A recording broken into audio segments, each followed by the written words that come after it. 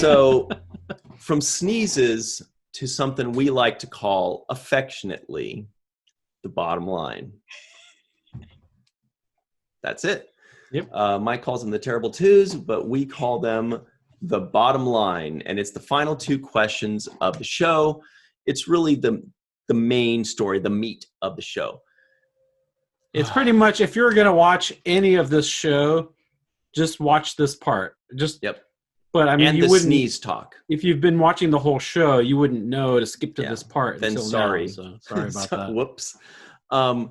Michael, on a scale of 1 to 10, what would you give the first episode of Babylon 5 season 1? You watched the first episode, you embraced it, you enjoy sci-fi and stuff like that. Yeah, what would you give it? Scale of 1 to 10. You bring up some good points that force me to add some points to it. And give it a 2. Well, I was going to give it a 2, but then with all these other points that you made, I think I would have to give it a 5.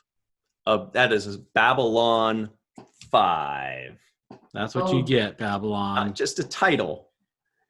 It's but a goal. Rating. it's their goal. The best they can do. Melissa, scale of 1 to 10. What do you give Babylon 5? I mean, we've babbled on long enough. What's your scale? What's your rating? I think like a 5.8. Yeah. All right. Roz, what I about would you? give a 5.5. Okay. All right, Ryan. Um, Tell us the true score. What is the real score now? I'm going This to is a scale give of it, 1 to 10 also, by the way. Yeah, I'm going to give it a 7.1. Wow. I know.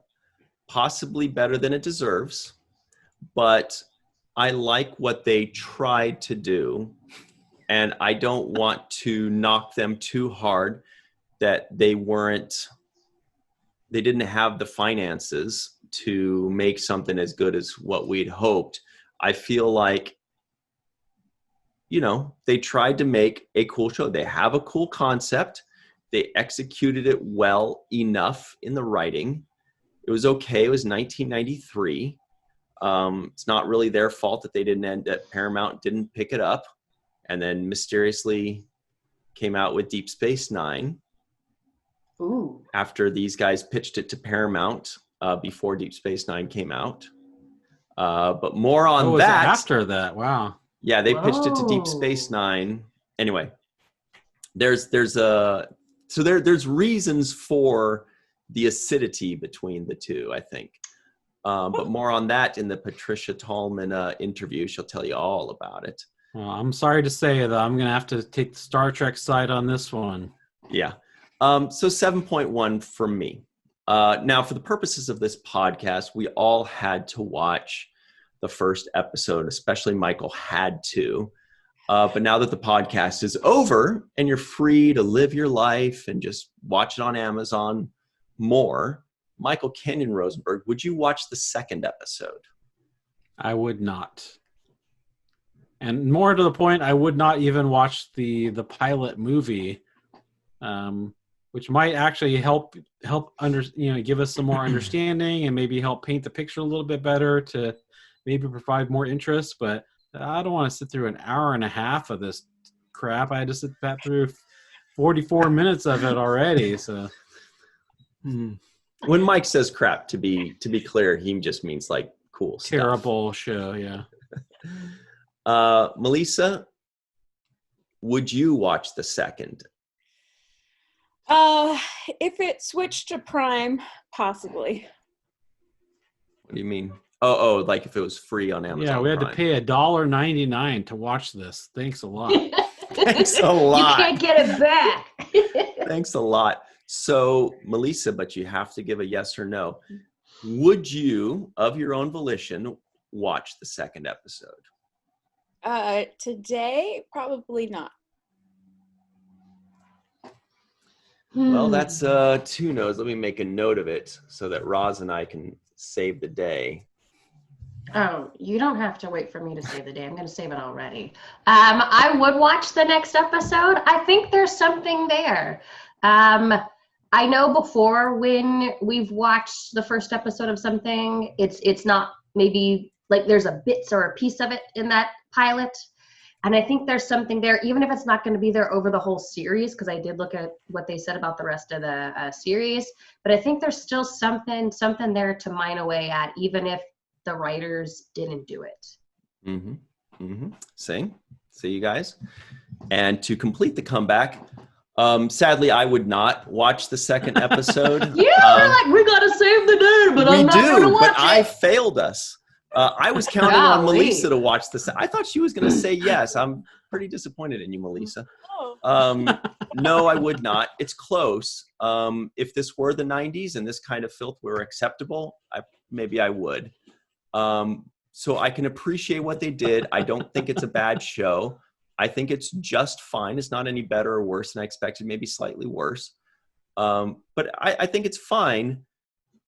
But it's not fine enough for me to want to watch the second episode. It did leave us on a little cliffhanger, which was cool. I was interested, but just not quite there for me with the production value, I think is what. I think that we were all wrong with our predictions. Yeah. So that's about it, everybody.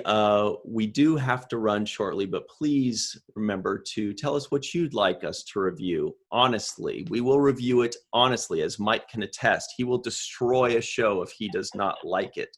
Usually I'm the destroyer of worlds. Today, Mike dropped the hammer. Oh, no, he gave it a 5. That's not bad. Well, I mean, if I don't like something, I'm not going to pretend that I liked it. Yeah, and it hurts my feelings when you do that to me, by the way. Yeah, sorry about that. So, anyway, make sure, everybody, that you let us know what you'd like us to review. WTF Seinfeld or WTF Robotech. That's about it. Very special thanks to Melissa Longo and Roz Stanley for making us look good, as always. So I guess what I'm trying to say is this podcast was very conflicting in its. That's all I got. This podcast was a 5. Babylon 5, sorry. Was eye-opening. Ooh. This podcast was a mixed bag. Yep. See, that's what I'm trying to teach you. The other thing I'm trying to teach you, everybody, and thank you all so much for joining us, is what Michael Kenyon Rosenberg likes to say. Don't forget to leave us a like and subscribe. Oh, and don't forget to watch the first of things. You left me hanging there.